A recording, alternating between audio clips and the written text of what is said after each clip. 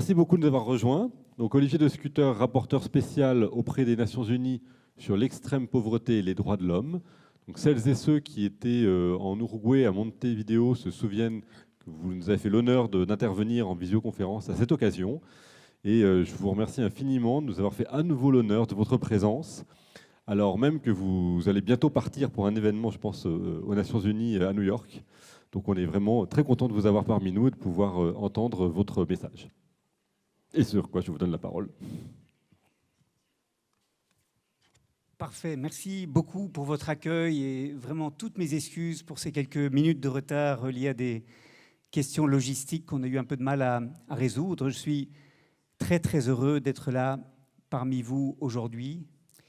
Je ne suis pas là, évidemment, pour vous parler d'un homme érigé en icône de son vivant et dont on découvre aujourd'hui le comportement scandaleux et criminel. Je suis là pour parler de vous. Je suis là pour parler du travail indispensable d'Emmaüs International et de nos combats communs. Aujourd'hui, le travail d'Emmaüs est plus indispensable que jamais parce que le contexte est particulièrement inquiétant. Vous en connaissez les raisons. La crise du Covid-19 a amené beaucoup d'États à investir énormément pour protéger les ménages et les entreprises dans les pays riches. Et partout, les fermetures d'écoles, les confinements successifs ont mis en danger les travailleurs et travailleuses de l'économie informelle avec une croissance de la pauvreté en 2020-2021 qui est inédite dans le passé récent. Il en est résulté un endettement massif des États aggravé par les chutes de renvoi de fonds des migrants pour les pays qui en dépendent beaucoup, comme le Bangladesh, les Philippines ou le Liban par exemple, et une chute des revenus de l'État. Et puis on a eu l'invasion de l'Ukraine par la Russie et la brutale hausse des prix de l'énergie et de l'alimentation en 2022, amenant dans de nombreux pays une inflation très importante, une inflation à 2 chiffres dont il a fallu protéger les ménages. Et quelle a été la réaction des États, quelle a été la réaction des banques centrales? Ça a été d'augmenter les taux d'intérêt pour réduire l'inflation et, dans les chefs des gouvernements, adopter des plans d'austérité pour réduire les déficits publics, avec, par conséquent, une vague de plans d'austérité pour désendetter les États. Aujourd'hui, 3,2 milliards de personnes dans la planète vivent dans des pays qui consacrent plus au service de la dette qu'à la santé ou à l'éducation. Et c'est dans ce contexte extrêmement fragilisé déjà pour les personnes en pauvreté que l'on va voir les États investir moins dans les services publics et dans la protection sociale pour réduire leurs déficits, en dépit de ce que les crises successives qu'on a traversées ont montré, les grandes failles dans les systèmes de protection sociale. C'est dans ce contexte qu'avec la hausse des taux d'intérêt, les ménages vont subir un surendettement extrêmement problématique. C'est dans ce contexte aussi qu'on va voir des entreprises investir moins, recruter moins, fermer peut-être davantage, étant donné la cherté aujourd'hui du crédit liée à la hausse des taux d'intérêt.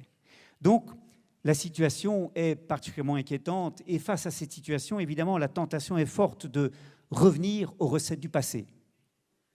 Des recettes qui consistent à vouloir relancer l'économie en flexibilisant le marché du travail au détriment des droits des travailleurs et travailleuses, en faisant des cadeaux fiscaux aux entreprises dans l'espoir de les attirer dans une concurrence fiscale qui est devenue vraiment une nouvelle discipline olympique, une compétition à l'échelle mondiale entre les États, et en remettant à plus tard la transformation écologique sous prétexte de ne pas alourdir les charges des entreprises et d'aider la croissance en oubliant que ce sont les personnes en pauvreté qui sont les premières menacées par la destruction des écosystèmes dont souvent elles dépendent, notamment quand elles sont des petits agriculteurs, des agricultrices dans les pays en développement, en oubliant que ce sont les ménages en pauvreté qui subissent le plus la mauvaise isolation des bâtiments qui augmentent la facture d'électricité, et en oubliant que ce sont ces ménages qui souffrent le plus de l'absence de transport en commun, les obligeant à recourir à la voiture individuelle. Et donc c'est ça les recettes du passé, c'est au fond l'espoir de réduire la pauvreté en stimulant la création de richesses, l'augmentation du PIB, mais au risque que cette quête à tout prix de la croissance économique ne soit plus simplement un moyen, mais devienne une fin en soi, au risque qu'elle conduise à faire encore plus de cadeaux aux plus riches et donc d'augmenter les inégalités encore plus. La réponse d'Emmaüs International, votre réponse, notre réponse, est différente. Elle est de dire qu'il ne suffit pas de compenser les exclus, les perdants, les victimes de l'économie prédatrice qui s'est mise en place, mais qu'il faut créer une économie inclusive qui donne à chacun, à chacune sa chance, qui crée une véritable égalité d'opportunités. Notre réponse consiste à dire qu'il ne faut pas seulement lutter contre la pauvreté ex post en compensant les perdants, mais qu'il faut lutter contre elle ex ante en créant une économie beaucoup plus solidaire et inclusive qui permette d'éviter que les ménages ne tombent en pauvreté. D'où l'importance du travail d'Emmaüs pour une économie solidaire qui intègre les exclus, qui favorise l'acquisition de compétences, qui favorise l'accès au microcrédit afin de permettre la création de très petites et de petites entreprises. Il ne s'agit pas pour nous d'opposer la transition écologique à la lutte contre la pauvreté, comme s'il s'agissait d'agendas concurrents. Il s'agit pour nous, au contraire, de dire qu'on peut concevoir la transformation écologique de manière non seulement à réduire l'empreinte environnementale de nos manières de produire et de consommer, mais de manière aussi à créer des emplois pour les exclus du marché du travail, en favorisant une économie circulaire qui crée de l'emploi, et en faisant en sorte que les biens et services indispensables à une vie décente soient abordables, y compris pour les plus pauvres, notamment par des transports en commun et l'accès à une électricité verte. S'en tenir aux recettes du passé, miser tout sur la stimulation de la croissance, l'augmentation du PIB, comme si par magie les personnes en pauvreté allaient en bénéficier, c'est courir le risque, en fait, d'entretenir un cercle vicieux où l'exclusion sociale, les craintes relatives au pouvoir d'achat qu'expriment à juste titre les ménages précarisés, amèneront non seulement les populismes, les démagogues d'extrême droite comme d'extrême gauche, mais aussi une sorte de backlash, de retour du bâton contre la transition écologique, alors même que ce sont les ménages en pauvreté qui sont les premières victimes de cette incapacité collective à faire davantage pour réduire les émissions de gaz à effet de serre, pour préserver la biodiversité et pour réduire l'extraction de ressources non renouvelables. Et donc, le défi qui est le nôtre aujourd'hui, c'est de proposer un agenda alternatif qui soit crédible et qui soit ancré dans l'expérience des personnes en pauvreté. Et le grand atout d'Emmaüs International, c'est de travailler à partir de cette expérience vécue, à partir des expérimentations locales dont Emmaüs International est partenaire ou acteur, pour que le savoir des personnes en pauvreté irrigue nos propositions et leur donne leur crédibilité. Et je voudrais, pour ma part, faire part de 3 leçons que j'ai apprises au fil de mes rapports et de mes missions qui, je crois, permettent de définir ce qui est notre terrain commun. La première leçon, c'est qu'un obstacle majeur à la lutte contre la pauvreté, c'est ce qu'on peut appeler la pauvrophobie. Les discriminations envers les personnes en pauvreté, envers lesquelles on continue d'entretenir des stéréotypes négatifs. Par exemple, dans le domaine de l'emploi, on voit de nombreux employeurs qui se méfient des personnes qui ont été chômeurs, chômeuses depuis de longs mois, depuis parfois plusieurs années. Ces employeurs se disent, si cette personne n'a pas trouvé d'emploi au cours de nombreux mois de recherche, c'est sans doute que cette personne n'est pas très motivée.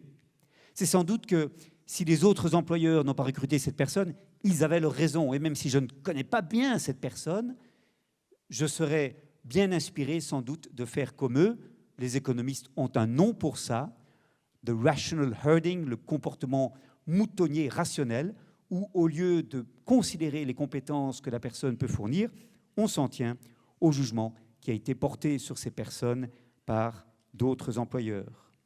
Et cela explique que malheureusement, les personnes en grande difficulté, les personnes privées d'accès au marché du travail, seront les personnes les plus discriminées dans l'accès au travail.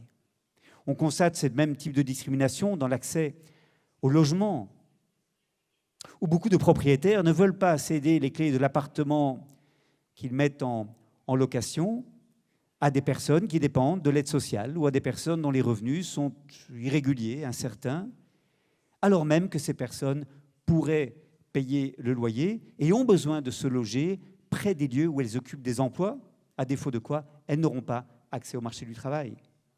On constate ces mêmes discriminations envers les personnes en pauvreté dans l'accès à l'école, avec dans certains pays des écoles pour riches bien meilleures que les écoles pour pauvres, une ségrégation géographique qui débouche sur une ségrégation scolaire. Et c'est un facteur majeur de perpétuation de la pauvreté d'une génération à l'autre, de renforcement des inégalités. Au lieu qu'on donne à l'enfant une deuxième, une troisième chance au cours de son parcours, l'enfant hérite de la précarité de ses parents et l'école enregistre ces différences sans véritablement être conçue pour les compenser et les combattre. Donc, la discrimination ou les discriminations multiples envers les personnes en pauvreté, la pauvrophobie, les stéréotypes négatifs envers les personnes en pauvreté sont un obstacle majeur à ce que nos combats débouchent sur davantage de résultats. Deuxième leçon que j'ai apprise, c'est qu'il y a des limites à la capacité qu'ont les États-providence, les politiques sociales, à véritablement faire une différence dans la lutte contre la pauvreté. Évidemment, il faut des politiques sociales, il faut des allocations familiales, il faut des allocations de chômage, il faut des pensions de vieillesse, il faut ne pas se fatiguer de dénoncer le scandale qui existe aujourd'hui, où à peu près la moitié de la population mondiale n'a pas accès à la protection sociale. Dans beaucoup de pays en développement, n'y ont accès, en fait, que les travailleurs et travailleuses de l'économie formelle, essentiellement la fonction publique et les quelques grandes entreprises qui existent. L'essentiel des gens ne sont pas protégés par la protection sociale et il faut continuer de se battre pour que celle-ci soit étendue à tous et toutes. Mais là même où on a des systèmes de protection sociale, même dans les pays avancés comme les pays européens, on constate que les personnes en pauvreté, parfois, demeurent exclues. J'ai fait une enquête de nombreux mois sur ce qu'on appelle le non-recours aux droits, the non-take-up of rights en anglais, c'est-à-dire l'écart entre les droits sociaux tels qu'ils sont inscrits dans les textes qui définissent qui a droit aux allocations de chômage, aux allocations familiales, aux aides au logement, etc., et qui, de fait, en bénéficient effectivement. Et que constate-t-on ? On constate que les ménages les plus précarisés, les personnes en pauvreté, éprouvent le plus de difficultés à mobiliser ces droits qui, pourtant, sont leurs droits sur papier. Pourquoi ? Parce qu'il faut remplir des formulaires en ligne pour obtenir telle ou telle aide, parce qu'il faut avoir tel ou tel document administratif qu'il est coûteux et difficile d'obtenir, parce qu'on a négligé d'enregistrer l'enfant à sa naissance et celui-ci n'a donc pas d'existence juridique, on n'obtient par conséquent pas les allocations familiales auxquelles, en principe, on devrait avoir droit. Ou bien encore, plus troublant, parce qu'on a honte de bénéficier de la charité publique, parce qu'on craint la stigmatisation, ou parce que les caisses de l'État sont vides et que donc l'État ne peut pas répondre à la promesse qu'il a faite de nous protéger contre les risques de l'existence. Bolsa Familia au Brésil est un soutien, une forme d'assistance sociale aux ménages en précarité que les communes brésiliennes peuvent distribuer jusqu'à ce que les caisses soient vides. J'étais hier en conversation avec des amis d'Afrique du Sud qui me disent que le principal outil revenu minimum qui existe en Afrique du Sud n'est pas octroyé à tous et toutes parce que les budgets sont insuffisants pour répondre à la demande. Et donc, on a, dans beaucoup d'États, un écart entre ce que les textes promettent en termes de protection sociale et ce que les personnes, en fait, peuvent obtenir. Et ce sont les ménages en pauvreté, les ménages en précarité qui ont le plus de difficultés à surmonter tous ces obstacles qui s'imposent. Et ceci d'autant plus qu'on a tellement peur de la fraude, on a tellement peur de l'abus de la protection sociale, qu'on multiplie les garde-fous bureaucratiques, les mécanismes de contrôle, on multiplie les conditionnalités et la surveillance de manière telle que beaucoup de gens en pauvreté craignent de demander le soutien de l'État, y compris parce que ces ménages craignent qu'on vienne chercher l'enfant dans la famille, parce que l'enfant courrait un risque parce qu'il est dans une famille en pauvreté. Et nous connaissons tous, vous connaissez toutes, des familles qui n'osent pas demander l'aide de l'État parce qu'elles sont en situation de séjour illégal, parce qu'elles occupent un logement illégalement, elles ont peur d'être expulsées, d'être renvoyées chez elles, elles ont un rapport de méfiance à l'égard des autorités publiques et elles n'osent pas demander même ce à quoi elles ont droit. On a aussi constaté, dans l'étude qu'on a faite sur la protection sociale et sur les limites à la capacité pour la protection sociale de bénéficier véritablement aux personnes en grande pauvreté, que certains dispositifs étaient mis sur pied qui, en réalité, imposaient aux personnes en pauvreté des conditions de plus en plus importantes pour obtenir les droits auxquels elles ont droit. L'obligation de mettre l'enfant à l'école, l'obligation de le faire suivre par un médecin, l'obligation de montrer, dans le cadre d'allocation de chômage, qu'on est à la recherche effective d'un emploi. Et donc, les pauvres font de plus en plus l'objet d'une surveillance continue au détriment de leur autonomie, de leur vie privée. Et c'est le prochain rapport que je vais préparer sur la pénalisation des personnes en pauvreté et sur les restrictions de plus en plus importantes à leur vie privée.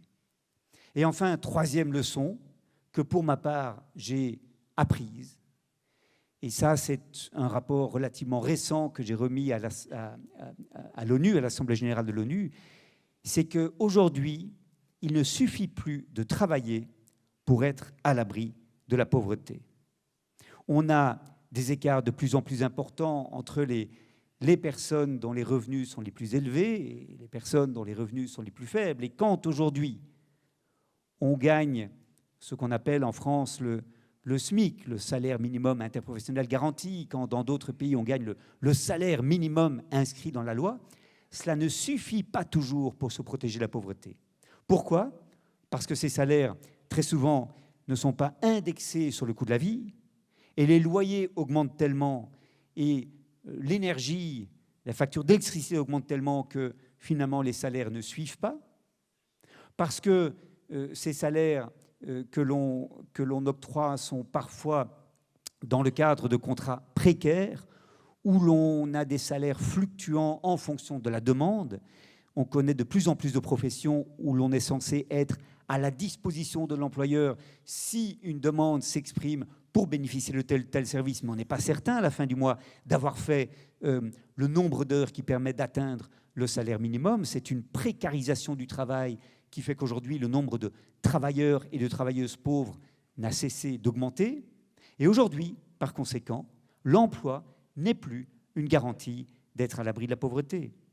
Et c'est la raison pour laquelle il faut se battre pour renforcer le pouvoir des syndicats, pour s'assurer que le salaire minimum soit défini de manière à être indexé sur le coût de la vie et permettre d'avoir non seulement une vie qui permette de satisfaire les besoins essentiels, mais même d'avoir une vie digne et de ne pas être exclu socialement parce qu'on ne peut pas se payer ce que d'autres peuvent se payer et offrir à leurs enfants.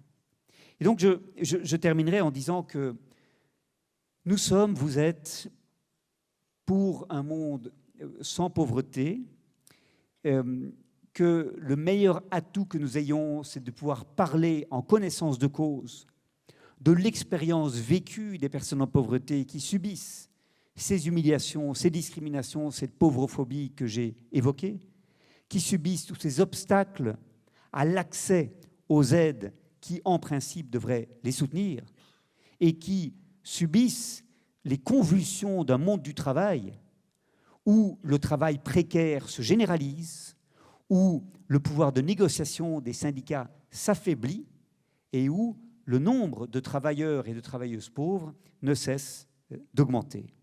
Alors oui, on dira peut-être, nous sommes des idéalistes et on nous opposera la voix des réalistes qui, eux, insistent sur la croissance économique et les bienfaits que le déploiement des grandes entreprises peuvent apporter. On nous dira que nous sommes des rêveurs détachés de la réalité, mais en fait, il n'y a rien de plus réel que l'expérience des personnes en pauvreté, et notre idéal aussi fait partie de la réalité. Je vous remercie.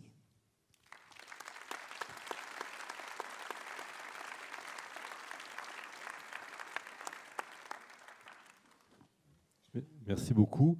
On a quelques minutes d'avance dans le programme, donc j'en profite, une fois n'est pas coutume. S'il y a des personnes qui ont des questions ou des remarques à adresser à Monsieur Descutter, on pourrait en prendre quelques-unes. Je vois une main qui se lève. Si mes collègues veulent bien, de façon tout à fait improvisée, s'emparer de quelques micros et donner la parole. Ah, c'est bon, parfait. Merci beaucoup, Emmanuel. Oui, bonjour. Moi, je suis Nadir Abdechakour et je fais partie d'un groupe qui s'appelle Emmaüs, qui s'appelle SOS Famille. Donc, d'abord, je voulais vous remercier pour le constat implacable et détaillé que vous venez de nous livrer ici et que je partage complètement sur tous les points. Et ma question est la suivante. Comment vous expliquez que une personne qui intervient dans des organismes internationaux tels que votre employeur, j'imagine, l'ONU, ait si peu d'impact sur la réalité des choses et surtout les perspectives d'avenir? Puisque, comme vous l'avez indiqué au début, la tendance est plutôt au renfermement des sociétés et puis tout ce que vous avez décrit. Merci, merci beaucoup.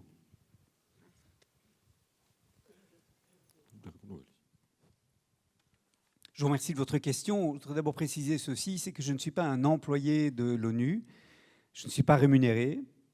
Mon mandat est un mandat politique, d'être l'ambassadeur des personnes en pauvreté au niveau des Nations Unies. C'est aux États membres que je rends compte devant l'Assemblée générale des Nations Unies. Les Nations Unies prennent par conséquent des décisions qui ne m'engagent pas et dont je peux parfaitement me dissocier, bien entendu. Alors, votre question me permet d'évoquer un point important, c'est que les 5 années qui viennent vont être décisives pour dessiner finalement l'avenir que nous voulons. Comme vous le savez, les 22 et 23 septembre, dans quelques jours, les gouvernements vont se réunir à New York pour adopter ce qu'on appelle le pacte pour l'avenir. Et ce pacte pour l'avenir, c'est le premier document, il y en aura d'autres, qui va dessiner les objectifs de développement pour la période 2030-2045 pour succéder aux objectifs de développement durable 2015-2030. Les objectifs de développement durable, qui étaient un progrès par rapport aux objectifs du millénaire pour le développement de 2000, notamment parce qu'ils mettaient l'accent sur la réduction des inégalités au sein de chaque pays et entre pays, parce que, par ailleurs, ils mettaient l'accent sur la nécessité d'avoir une consommation et une production durable, et parce qu'ils voulaient combiner l'agenda de transformation écologique avec l'agenda de la justice sociale. Ces objectifs de développement durable avaient malgré tout un grand défaut, c'est qu'ils misaient sur la croissance économique, l'augmentation du PIB, comme manière de répondre à tous ces défis sociétaux. Et notamment, c'est l'objectif de développement durable numéro 8, qui mise sur la croissance pour créer du travail décent et pour permettre de financer les politiques publiques en matière de protection sociale, de financement des services publics, de développement d'infrastructures. Et aujourd'hui, on a pris conscience de ce que cette recette classique ne tenait plus la route. L'idée qu'on peut répondre aux défis de la pauvreté en augmentant la richesse monétaire et puis en taxant les ménages riches et les entreprises, et puis en finançant les services publics et la protection sociale, cette idée ne tient plus. Pour plusieurs raisons, dont les deux plus importantes sont les suivantes. Un, on a cessé de croire à l'idée de croissance verte, à l'idée qu'on pouvait augmenter le PIB sans augmenter en même temps les empreintes environnementales, la ponction sur les ressources, l'érosion de la biodiversité, l'augmentation des émissions de gaz à effet de serre. On n'a pas de découplage absolu possible, et donc il est illusoire de penser qu'on peut continuer à croître infiniment le PIB sans qu'il en résulte des désastres environnementaux encore plus importants. Et la deuxième raison pour laquelle on a cessé de croire à cette formule, c'est que quand on met en avant comme priorité l'augmentation du PIB, on est tenté d'adopter des politiques publiques qui augmentent en réalité les inégalités et l'exclusion sociale sous prétexte de financer ce qui est censé la faire disparaître. Par exemple, on va avoir un régime fiscal favorable à l'investissement privé pour attirer les investisseurs. On va flexibiliser le marché du travail au risque de fragiliser le pouvoir de négociation des travailleurs et de réduire les salaires. On va mettre les États en concurrence les uns avec les autres pour attirer les investisseurs par une fiscalité favorable et par des salaires très bas.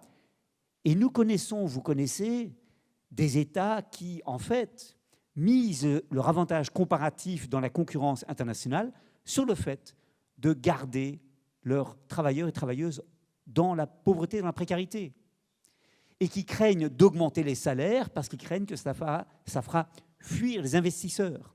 Ce modèle de développement n'est pas viable, ce modèle de développement n'est pas inclusif, ce modèle de développement nous condamne à une forme de croissance économique prédatrice qui exploite les écosystèmes comme elle exploite les humains, les hommes et les femmes de l'économie, et c'est la raison pour laquelle il faut se mettre à la recherche d'autre chose. Alors le pacte pour l'avenir qui sera adopté à New York le 23 septembre est une avancée très timide dans cette direction. Il encourage les États à se doter d'indicateurs de progrès alternatifs au PIB. C'est important, ça ne suffit pas. Il ne suffit pas que les États mesurent le progrès autrement que par l'augmentation de la richesse monétaire produite, s'ils n'en tirent pas toutes les conséquences quant à la manière dont l'économie est organisée, s'ils n'investissent pas davantage dans l'économie sociale et solidaire, s'ils ne reconnaissent pas la nécessité de renforcer le dialogue social et le pouvoir de négociation des syndicats, s'ils ne reconnaissent pas l'urgence d'investir plus dans l'éducation, les soins de santé, et si surtout, ils ne reconnaissent pas la nécessité de faire en sorte que les travailleurs et travailleuses les plus utiles par les services qu'ils rendent soient mieux rémunérés, alors même que les travailleurs et travailleuses qui sont dans le secteur de la publicité ou du trading bancaire ou la spéculation, aujourd'hui reçoivent les salaires les plus élevés. Il y a aujourd'hui, dans la manière dont les salaires sont déterminés, une anomalie considérable, c'est que ce sont les professions qui amènent le plus de dégâts pour l'environnement, pour les sociétés, qui sont les mieux rémunérées, alors que les professions du care, dans l'enseignement, dans la santé, dans l'agriculture et l'alimentation, sont en fait très faiblement rémunérées et n'attirent par conséquent pas les jeunes talents. Et donc, je crois qu'il y a un enjeu majeur à repenser la manière dont les salaires sont fixés pour éviter que ces salaires soient fixés principalement en fonction de ce que les gens sont prêts à payer, car c'est cela qui explique que les traders ou les banquiers soient très bien payés, c'est que les clients riches peuvent rémunérer très cher les services qu'ils offrent. Alors que quand on est un éducateur de rue, quand on est une infirmière ou un instituteur, on n'est payé que faiblement parce que les familles ne peuvent pas se permettre de payer davantage. Et donc, je crois qu'il y a là des combats importants qui doivent nous amener à réfléchir les limites des outils intellectuels avec lesquels on a réfléchi jusqu'à présent le progrès social. Jusqu'à présent, la gauche et la droite, c'est l'histoire du XXe siècle, s'étripaient sur la manière de créer de la croissance économique et sur la manière d'en répartir les fruits. Rappelez-vous, ce grand débat des années 60 et 70, c'était comment répartir les fruits de la croissance. Ce débat nous paraît aujourd'hui complètement désuet et dépassé. Les scientifiques nous disent on doit arrêter la croissance. Les économistes commencent à réfléchir à des modèles macroéconomiques au-delà de la croissance. Et aujourd'hui, les mouvements sociaux et les politiques doivent remettre en cause l'idée que la croissance doit être recherchée comme condition de toute autre solution, comme, si vous voulez, passage obligé de toute politique sociale progressive. Et donc, avec beaucoup d'autres, avec des ONG, des groupes d'académiques, avec des mouvements sociaux variés, nous réfléchissons à la manière de proposer une société post-croissance qui soit à la hauteur des enjeux aujourd'hui de progrès social et de transformation écologique. Et c'est ce à quoi, dans les années qui viennent, on va s'attacher. Alors, il y a le rendez-vous dans quelques jours à New York. Il y aura la 4e conférence internationale sur le financement du développement à Madrid entre le 30 juin et le 2 juillet. Il y aura au mois de novembre le sommet mondial sur le développement social. Et ce sont des rendez-vous de la communauté internationale extrêmement importants parce qu'à la fin de l'année 2025, on aura en fait un accord sur l'agenda de la communauté internationale à venir. Et je crois vraiment que les 18 mois qui viennent vont être extrêmement importants pour cette raison. Et je voudrais vous remercier de faire partie de cela et vous remercier de nous fournir des armes intellectuelles qui permettent de proposer cet agenda alternatif. Voilà, pardon pour une réponse peut-être un peu longue. Merci beaucoup.